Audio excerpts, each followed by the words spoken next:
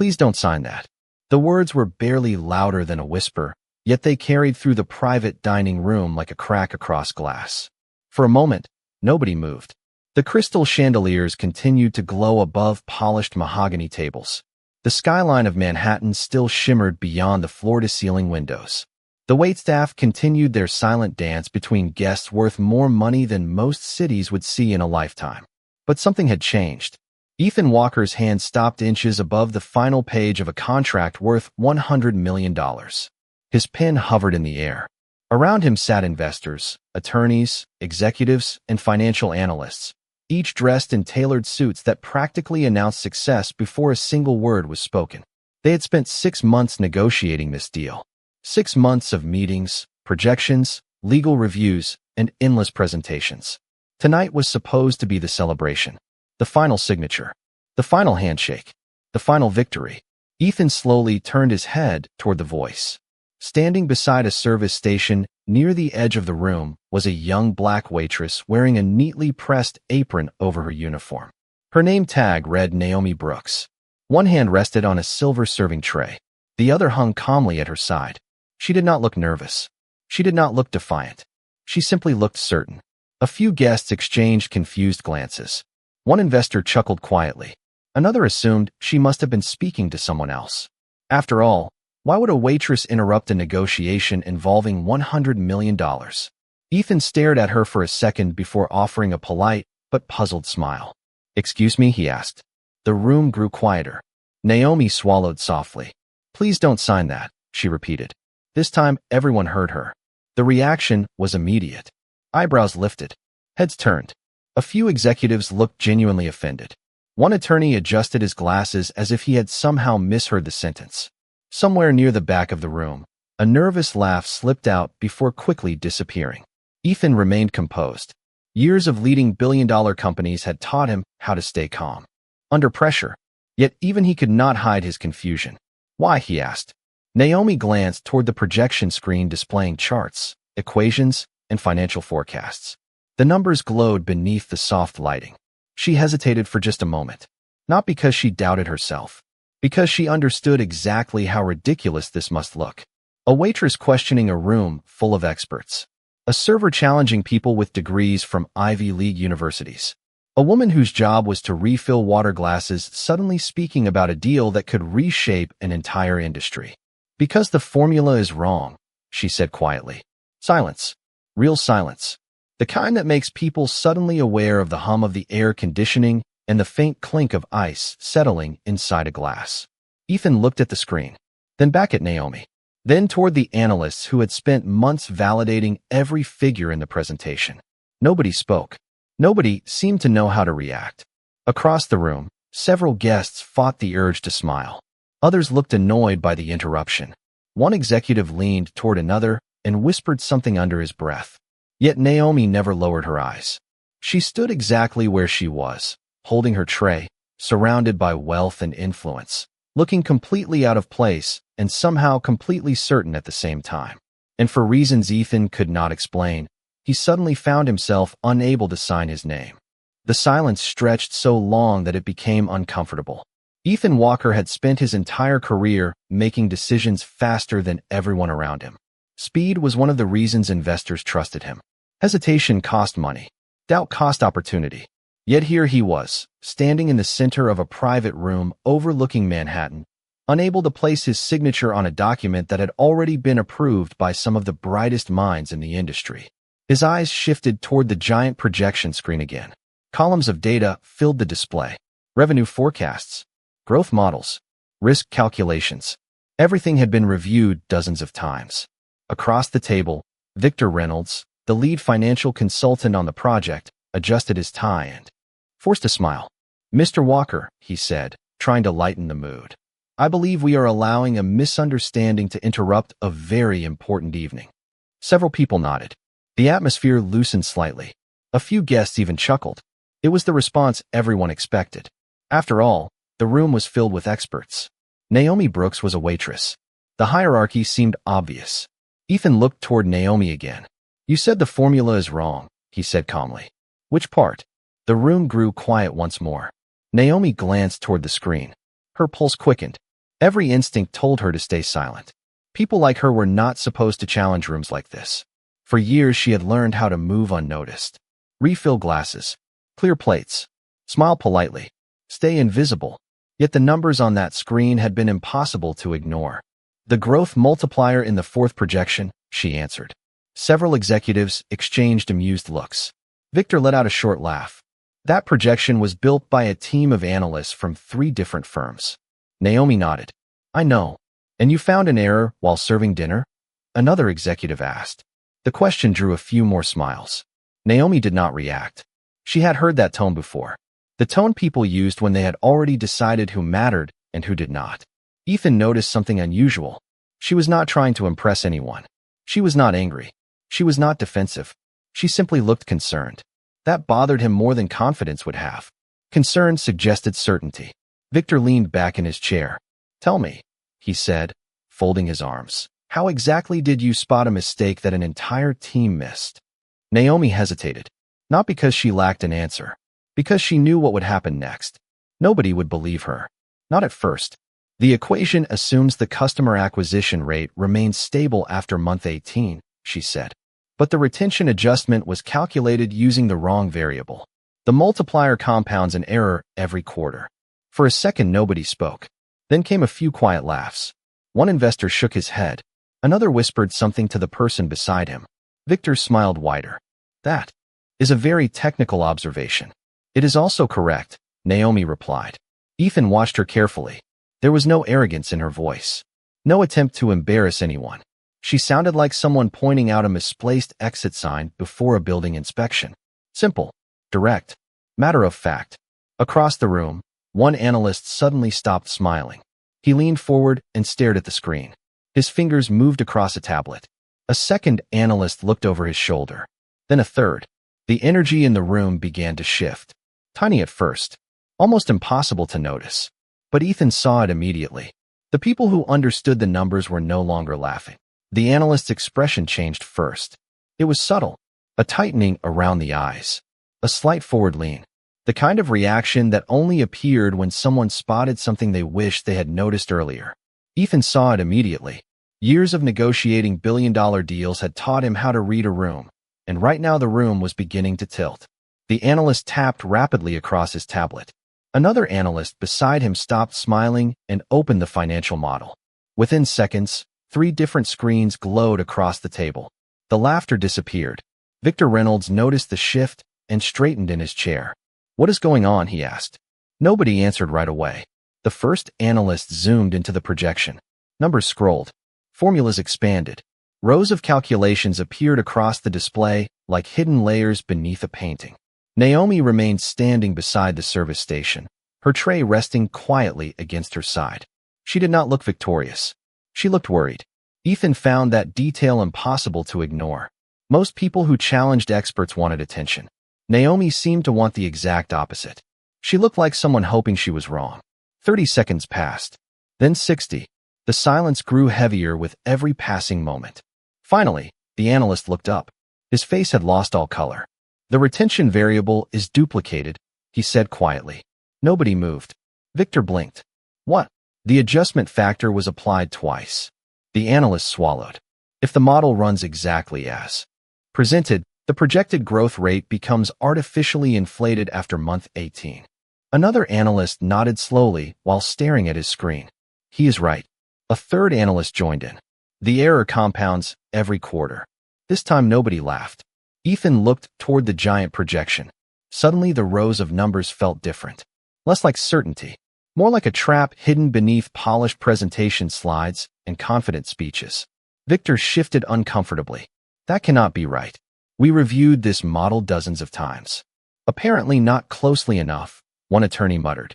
The words landed harder than anyone expected. Across the room, investors exchanged nervous glances. One executive quietly reached for a glass of water. Another loosened his tie. Ethan felt something he rarely experienced during negotiations. Doubt. Not about Naomi. About everything else. He turned toward her. How did you see it? He asked. The question hung in the air. Naomi hesitated. Every eye in the room settled on her. For the first time all evening, people were actually looking at her. Not through her. Not past her. At her. I recognized the pattern, she said softly. The numbers looked familiar. Victor frowned. Familiar from where? Naomi lowered her eyes briefly before answering.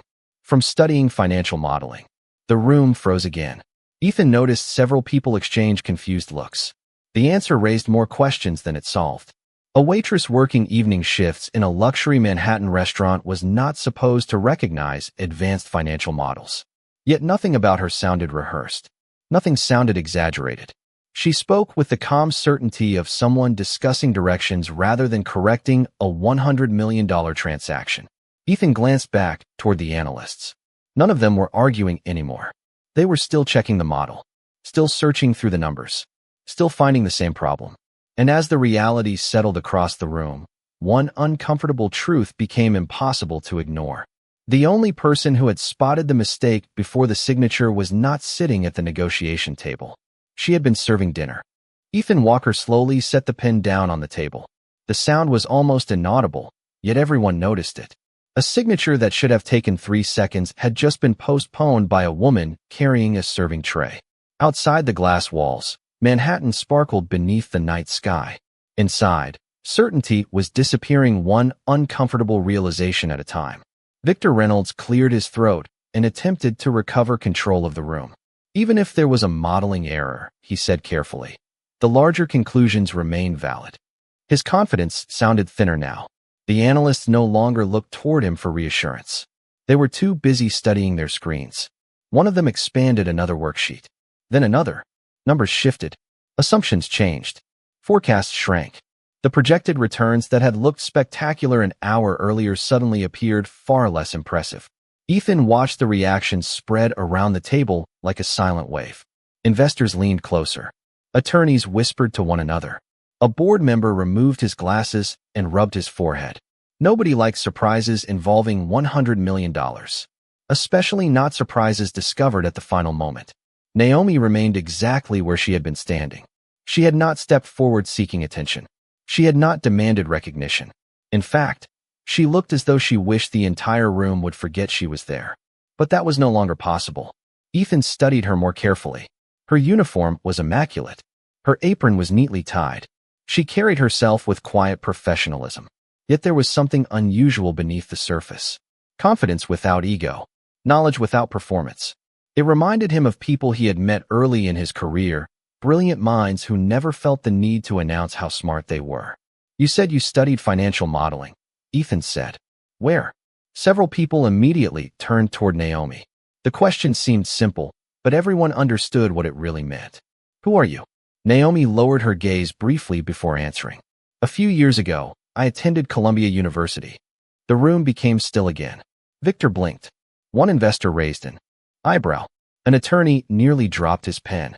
Columbia University was not an answer anyone expected. Ethan noticed the surprise spreading around the table.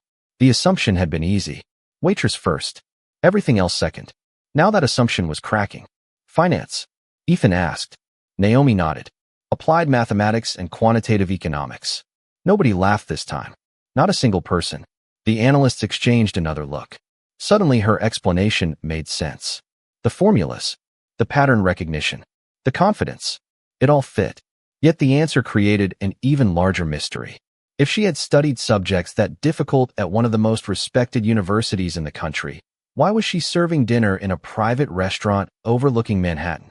Ethan saw the same question forming in everyone else's mind. Naomi seemed to notice it too. A faint sadness crossed her face before disappearing almost immediately. She offered no further explanation. She did not owe one.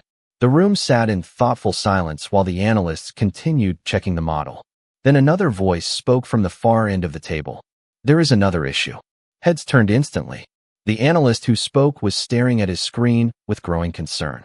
If the retention variable was duplicated here, it may have affected the acquisition forecast as well. The atmosphere changed again. What had started as a single mistake was beginning to look much larger.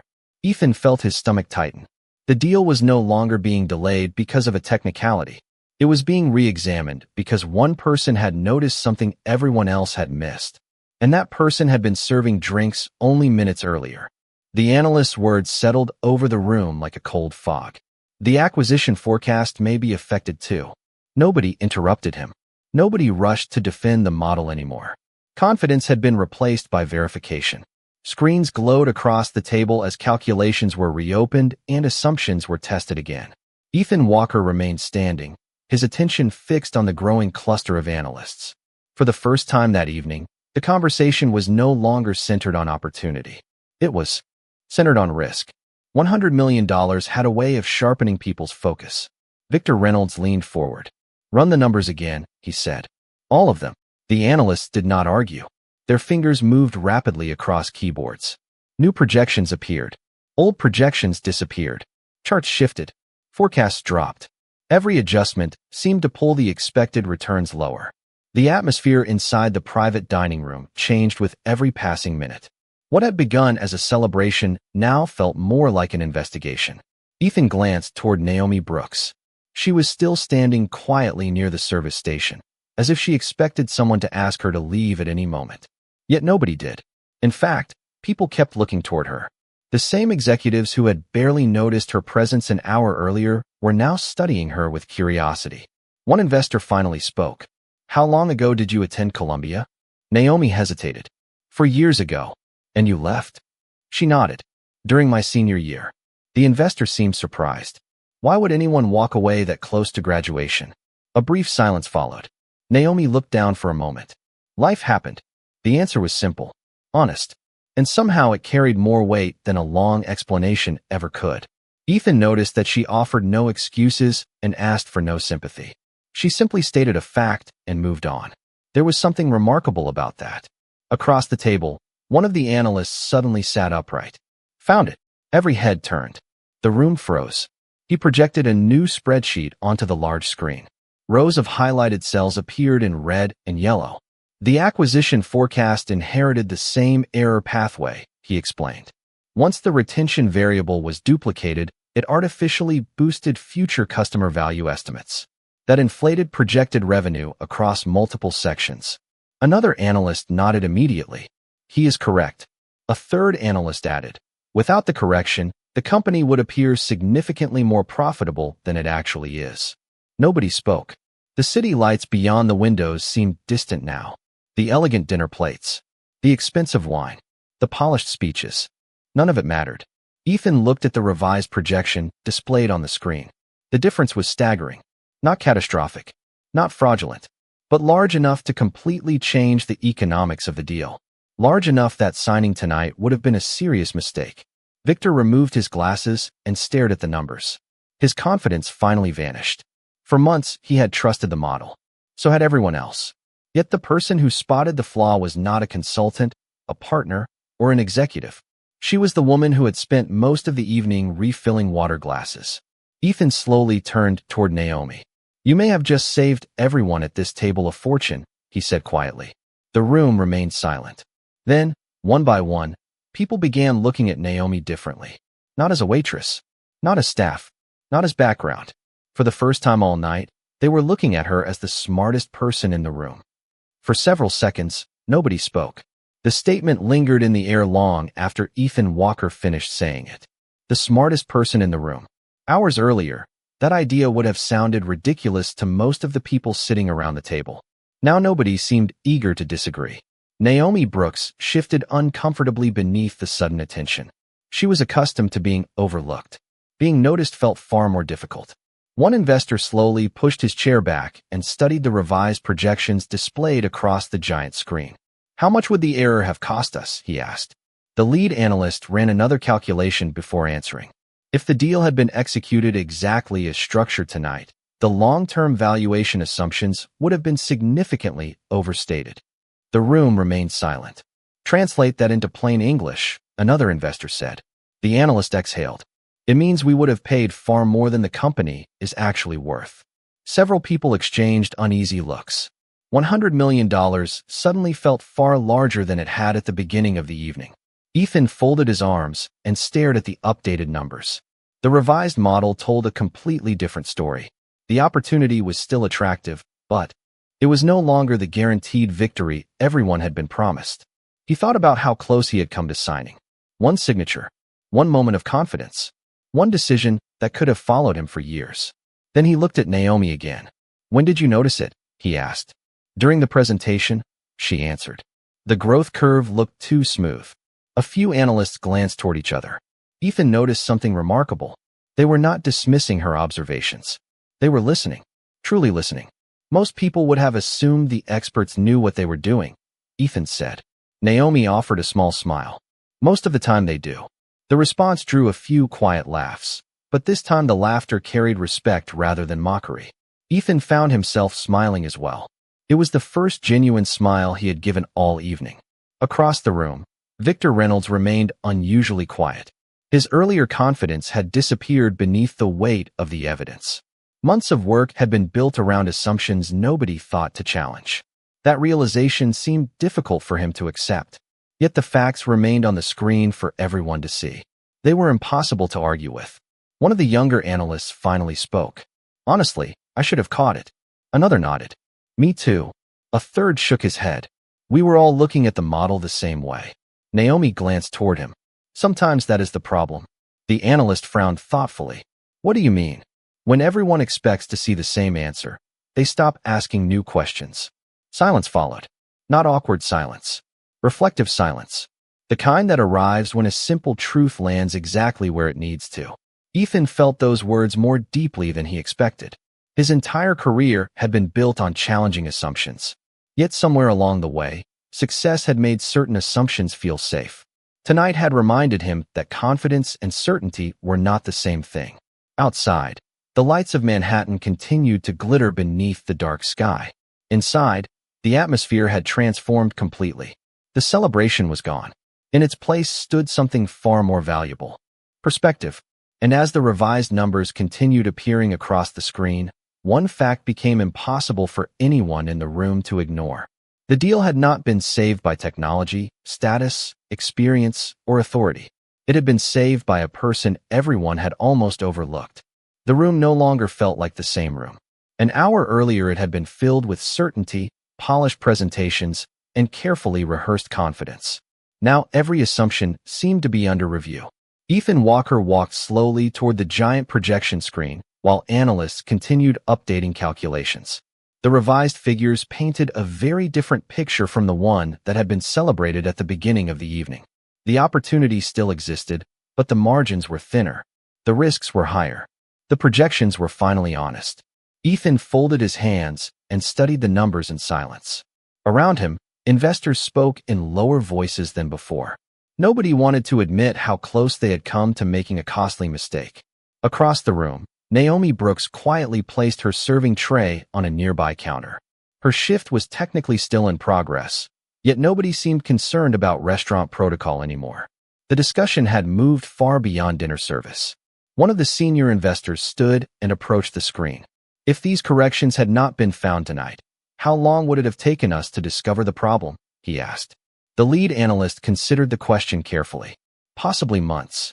The answer landed heavily. Months, another investor repeated. The analyst nodded. The performance indicators would have appeared healthy initially. The discrepancies would only become obvious after enough real-world data accumulated. Ethan looked toward the windows overlooking Manhattan. Months. That single word echoed in his mind. Months of misguided strategy. Months of difficult explanations to shareholders. Months of decisions based on distorted information. The cost would have reached far beyond money. Reputation mattered just as much. Sometimes more. He turned back toward the analysts. Run every model again, he said. Every assumption. Every forecast. I want. Every number challenged. Nobody objected. In fact, several people seemed relieved to hear it. The atmosphere had shifted from protecting conclusions to searching for truth. Naomi watched quietly from the edge of the room. She recognized the change immediately. It was the same lesson her professors used to teach. Good analysis was not about proving yourself right. It was about discovering where you might be wrong. One of the younger analysts glanced toward her. Can I ask you something? Naomi looked surprised. Sure. When you first saw the projection, what made you stop and look closer? Naomi thought for a moment. The graph looked too perfect. The analyst frowned. Too perfect. She nodded. Real systems rarely behave that smoothly. When something looks flawless, I usually start looking for what is missing. Several people around the table exchanged thoughtful looks. The observation sounded simple, yet it carried a wisdom that experience often teaches better than textbooks. Ethan found himself smiling again. Throughout the evening, Naomi had answered every question with the same calm clarity. No dramatic speeches. No attempts to impress anyone. Just careful observations and honest reasoning. The more she spoke, the more obvious it became that intelligence was not the surprising part. The surprising part was how many people had failed to notice it. An investor finally laughed softly and shook his head. "We spent 6 months reviewing this deal." He looked toward Naomi. "And you found the issue in less than an hour." A few people smiled. Naomi returned a modest smile of her own. "I had the advantage." The investor looked confused. "What advantage?" Naomi glanced toward the screen. "I was not trying to prove the deal would work. I was simply looking at the numbers." Silence followed once again. Not because anyone disagreed. Because everyone understood exactly how true that was. The conversation continued long after the dinner service should have ended. Plates had been cleared. Coffee cups sat half-finished across the table. Yet nobody seemed interested in leaving. The deal that had nearly been signed was still being rebuilt line by line, assumption by assumption. Ethan Walker remained at the center of the room, but his attention was no longer fixed on spreadsheets alone. It kept returning to Naomi Brooks. The more he learned, the more questions emerged. One of the investors finally asked the question everyone had been thinking. "You were 1 semester away from graduating from Columbia University. What happened?" The room grew quiet. Naomi looked toward the windows where the lights of Manhattan stretched endlessly into the distance. For a moment, she seemed unsure whether to answer. Then she offered a small smile. "My mother became sick." Nobody interrupted. The treatments were expensive. Insurance covered some of it, but not enough. Someone had to work full-time. Her voice remained steady. She spoke without bitterness, without self-pity, simply as someone describing a fact. "I thought I would go back after a year." She paused. Then 1 year became 2. Then 3. Ethan listened carefully. He had heard countless stories of ambition throughout his career. Founders, executives, entrepreneurs, people who sacrificed everything to chase success. But there was something different about Naomi's story. She had not left because she failed. She had left because someone she loved needed her more than a diploma did. The realization settled heavily over the room. One investor slowly nodded. Another stared down at the table. The atmosphere had shifted yet again. Earlier, they had respected Naomi because of her intelligence. Now they respected her for something deeper. Ethan glanced toward the analysts. They were still reviewing the revised model. Every update continued confirming the same conclusion. Naomi had been right. Not lucky. Right. "Did you ever plan to return?" Ethan asked. Naomi smiled faintly. "Every year." The answer carried a quiet weight. Not dramatic. Not emotional. Just honest. Ethan understood that kind of answer. It sounded like a dream placed carefully on a shelf while life demanded attention elsewhere. One of the younger analysts shook his head in disbelief. "You know, most people would have never noticed the error." Naomi shrugged lightly. "Most people were busy doing their jobs. And you were not." He asked. A few smiles appeared around the room. Naomi laughed softly. "I was doing mine." The room laughed with her. For the first time all evening, the tension eased. Yet beneath the lighter mood, something important had changed. The invisible barriers that had separated Naomi from everyone else had quietly disappeared. Nobody was speaking to her as staff anymore. Nobody was looking past her shoulder. Nobody was treating her like background scenery in someone else's story. Ethan noticed it clearly. Respect had entered the room without anyone announcing it. It had arrived through competence, through humility, through truth. He looked around the table and realized something surprising. The most valuable lesson of the evening had nothing to do with financial models or acquisition strategies. It had everything to do with assumptions. Every person in the room had made one. Every person had seen an apron before they saw a person. And every person had been wrong. By the time the final review was complete, the city beyond the windows had changed. The deep black sky above Manhattan had softened into shades of blue and silver. The first hints of morning reflected across the glass towers outside. Inside the private dining room, the atmosphere felt entirely different from the one that had existed only a few hours earlier. The revised financial model now sat on every screen. Every analyst had reviewed it. Every attorney had approved the corrections. Every investor understood the implications. The deal was not canceled. It was rebuilt. Stronger. More accurate. More honest. Ethan Walker stood at the head of the table and looked around the room. Months of work had survived because someone had been willing to ask a question nobody else asked. He glanced toward Naomi Brooks. She was collecting a few remaining coffee cups, quietly returning to the responsibilities she had arrived with that evening. Somehow that image struck him harder than anything else. After everything that had happened, after every expert in the room had acknowledged her contribution, she had not changed. She was not seeking attention. She was not demanding recognition. She was simply doing her job. Walked across the room. Conversations gradually faded as people noticed. Naomi looked up as he approached. For a moment, neither of them spoke. Then Ethan extended his hand. "Thank you," he said. The words were simple, but everyone in the room understood their weight. Naomi shook his hand and smiled. "I'm glad someone checked the numbers." A few people laughed softly. Ethan smiled too. "You saved us from making a very expensive mistake." Naomi shook her head. "The analysts fixed it. I only pointed at the problem." "That is what good leaders do," Ethan replied. "They notice what others miss." The room grew quiet again. Not because of tension, because people recognized the truth in those words. One by one, investors and executives approached Naomi. Some thanked her. Some asked for her perspective. Others simply introduced themselves properly for the first time. Names that had once carried enormous influence suddenly seemed less important than basic respect. As the gathering finally began to break apart, Ethan remained thoughtful. He had spent years evaluating talent, resumes, credentials, presentations, interviews. Yet one of the most impressive minds he had encountered had nearly gone unnoticed because everyone, including him, had assumed they already knew her story. Before leaving, Ethan handed Naomi a business card. "If you ever decide you want to return to finance," he said, "call me." Naomi looked at the card but did not immediately respond. Then she smiled. "Maybe someday." Ethan nodded. He understood. Some journeys could not be rushed. A few minutes later, the room slowly emptied. Investors headed toward elevators. Attorneys gathered their documents. Analysts carried a $100 million deal.